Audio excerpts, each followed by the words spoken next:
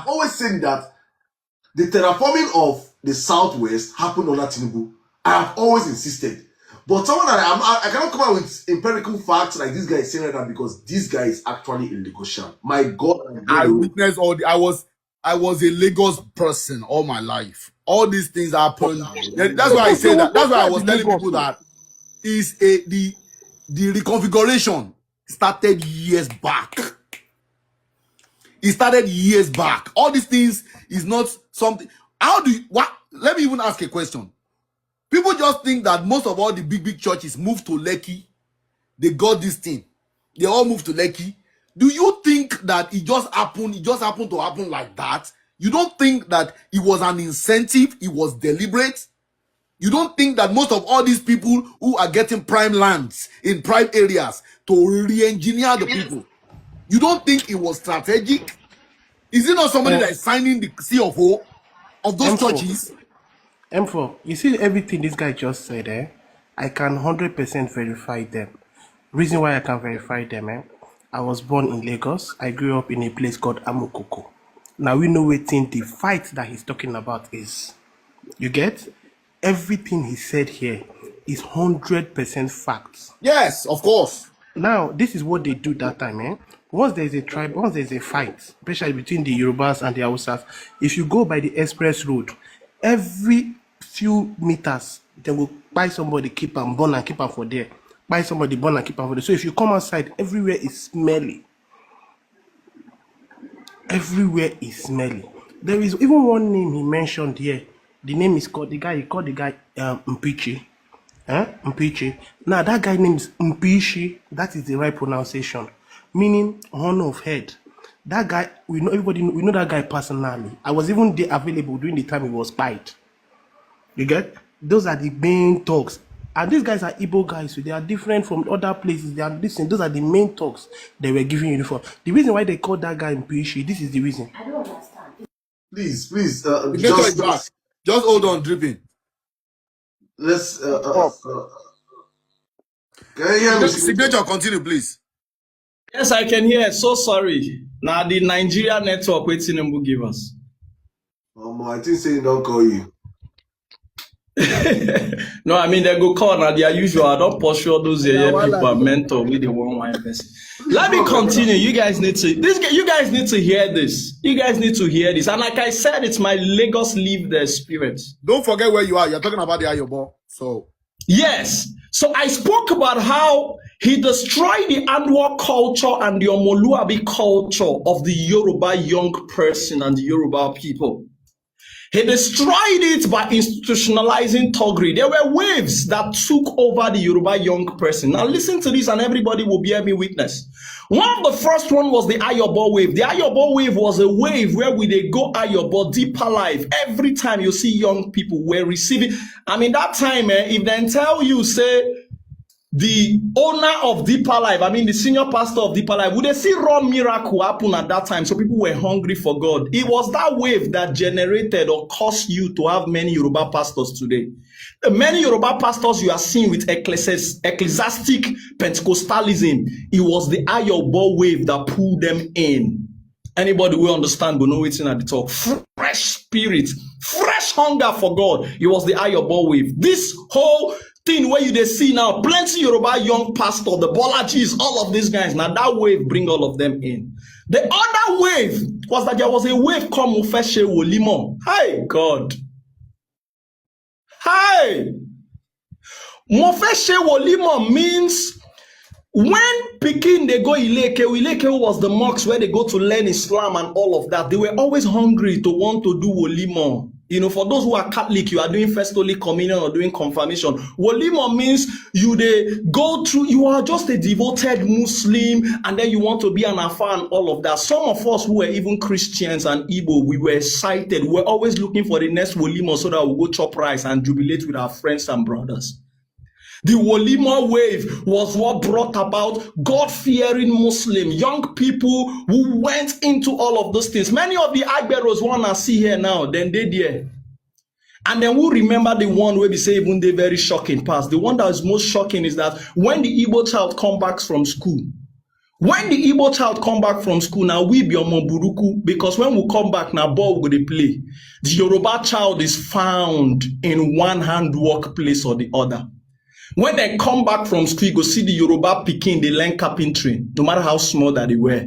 You go see the Yoruba girl, they learn hairdressing. You go see the Yoruba pikin, they learn vulcanizer. If not be vulcanizer and a mechanic, those were the handworks that they were doing. They were the richest people in Lagos. No Igbo man was interested about buying any land in Lagos. You know why? Because your own landlord, no, they even see you as competition.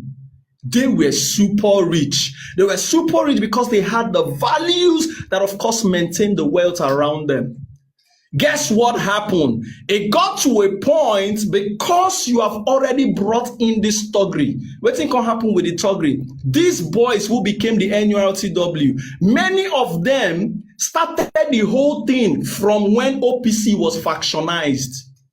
Who remember the OPC factionization? There is a man called Gani Adams. He was the guy from the federal with Obasanjo, OPC, Odua People's Congress. So he factionized OPC. OPC was the only label where they protect Lagos from any kind of atrocity where they happen. And some people didn't even know that Operation Sweep, before his time, had helicopter flying in Lagos. So OPC was factionized when he brought in Baba Fashion. Who was Baba Fashion? Tinubu own angle of OPC, while Obasanjo had his own angle, which is on Nokankanfo today, the man you call the Gani Adams. And then the moment they factionize OPC, you can't see people that use OPC, they do atrocities, just like what NSAS eventually became. If you want to intimidate person, you go use OPC and all of that. People now called for the ban of OPC. Many of these NURT that you're seeing on Agbero, now those Baba Fashion people, will be like, not so good, the OPC guys who were really properly trained, now him, they can absorb into then this talk and this NURT way they see today. Toba that just died, now OPC level. Then plenty like that with the NURTW, now OPC level, Baba Fashion boys. Or some of them who could continue with the originality of being OPC as Gani Adams boys, because Fashion boys were seeing money. Then eventually, some of the small boys, when they try small charm, can eventually enter. They now form the thuggery. Beat all of those Baba way they for pack, come out. Beat all of those Baba way they for pack. And then gradually, Lagos now became a place where, as Saddam, they like this. If Saddam won't do anything, you go start to do trouble inside your papa house. Then you're going to disturb your compound. Then very soon start to disturb your streets. Can they gather young people? Can they cause everybody to they fear you? Once people don't they fear you and you don't they make everybody they run for your streets. The other thing is that you are causing trouble. You have become Idamu Adugbo. You don't be person where they say you be Dagboru. Then they will now call you and settle you with a tarmac. For those who don't understand, tarmac is that they settle you with something and then you start to be the Agberu head where they collect something small.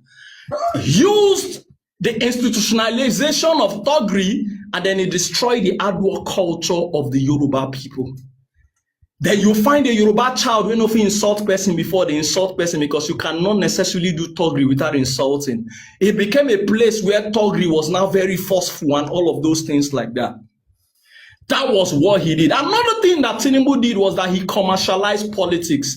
It got open people's eyes. Say as money there for that thuggery, now so money there for politics. So guess what? The moment he commercialized politics, don't forget, he had already betrayed the cause of the Afenifere because of his ambition to get to the national. AD at that time was playing just, Southwest politics. So he wanted to go national. So of course, he betrayed the platform that gave him a chance to become a governor. And then immediately, he now got to that point where he was the richest guy, he had the money, he could do all of this. So if then they tell you, say Tinubu no build road, this was what he was doing, basically for one thing, state capturing.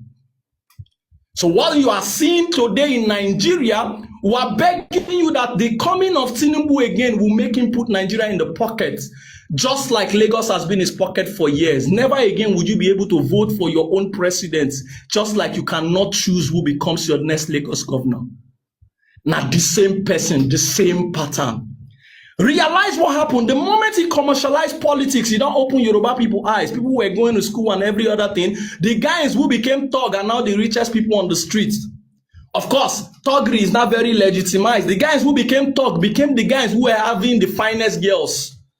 When you don't they get the finest girls waiting remain, then the moment he commercialized that politics, Now that time you can't see many Yoruba people can't start to sell their houses. Anybody who understands how Lagos is, the Kwara man had a lot of houses everywhere. They had houses, they were not ready to sell. Right? They now started to sell their houses. I know people who sell 4, 5, 3 of their houses. Just they sell like that. And at the moment they started selling the houses, who go buy them? Now the Igbo man will already started to do business. Or the other non-Yorubas who are available doing stuff. So they started selling their houses, why? So that they can get into politics. Lagos politics became the politics of big money, not the politics that Lateef Dakonde Babakekere showed us, which was a politics of simplicity, character value. Till today, Lateef Dakonde did not have a big house. He was a man who lived very simple. He lived just like this same thing where they see from Peter. That was where Ilupeju, yes, his house. Yeah. I was there. I always go to Ilupeju every other time, because if you don't know, the real custodian of real leadership, Lateef Dakonde, I always go to that his house in Ilupeju to go and see him. The man lived very simple. So when this man commercialized politics, it now became a politics of who offers the highest money and who get the highest stock. Of course, he became the man who can control it. This Koro one I see give him a run for his money. If that one carry one thug, yeah, the other one will carry the other one. Of course, they factionize their thuggery, but over time, they will eventually bow to the man who get the biggest money, because he is the one who owns the blueprint on how to devalue Lagos, on how to bring Yoruba people into valuelessness. So he commercialized politics. So it now gradually became politics of go do Yahoo, come bring me money and I'll give you local government chairman. It became a politics of go do oil bunkering. If you come with big money, I'll give you so thing. That was how gradually the real true bonds and owners of Lagos, the real awards never got into anywhere. You go see touch your money le part, I beg. Yes.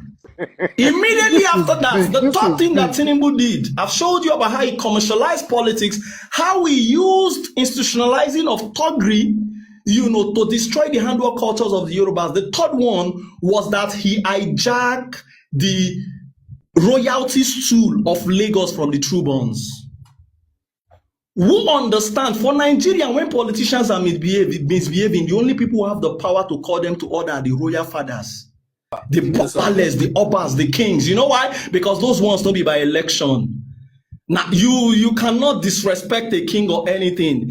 The moment he got into that point, never again did the real owners or the real cultural or the real royalties of Lagos became the obas, the palace. Never again. We know the story of the one we currently did there. We know those stories. Never again, right? So the real owners of Lagos, the real true bonds, the real royals of Lagos, never again. Never again did they ever get to that point where they became royalties. And guess what? The moment where you don't cut down royalty, you don't cut everything. So today, as I speak to you in Lagos, one guy go do Agbero, reach one level, they'll go set one with ballet somewhere. Yep. If there no set one with political posting, go become Bali another place, another one go become Balogo another place, another one go become so thing, oil bunkering, all kinds of illicit things. So let me tell you guys the disadvantage with that. Once you have a leader, don't mind anybody who tells you that the people are choosing from their leaders. When they choose you from us, you can decide to now become evil or do whatever rubbish that you want to do. It is not the people's responsibility, because no nation in the world can ever face the kind of things Nigerians face and still be here. Nigerians have endured too much and continue to adapt. And so it is the head that moves the tail. Now for head, 9 fish, they take rotten. A good leader, the value of a leader that starts with what you call exemplary living will trickle down to the nation. If you have a criminal as a leader on top, all you will waiting will remain now. Be say everybody will become governors, will eventually be criminals before. Yeah. So that's why today in Nigeria, the people vying for your post and offices are those who have either been drug lords before, or those who have become Yahoo before, those who have become this. The elites and the intellectuals can no longer be there. People who have good intention to serve, because politics is supposed to be service, not be cash out. Yeah. You cannot have them. So what do you see? You now see criminals. Go